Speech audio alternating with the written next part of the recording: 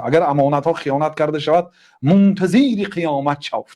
امانت ها خیانت که شد قیامت منتظر شو. بعد گفت که قال کیف اضاعتها، ضایع شدن امانت چگونه هست؟ یعنی امانت ها کی ضایع میشد؟ از کجا فهمیم که امانت ضایع شده است؟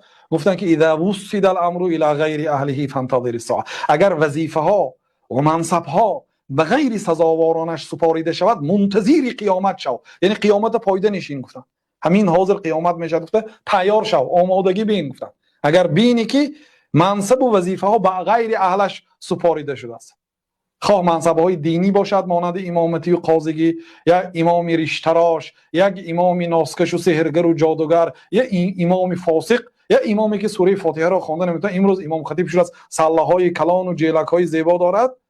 اگر وظیفه به غیر اهلش سپاریده شود منتظر قیامت شو. گفتند. خلاصه این حدیث امام بخاری در کتاب رقایق در باب خیانت شدن امانت ها میبیارند. بار دیگر اینجا در کتاب علم آورد.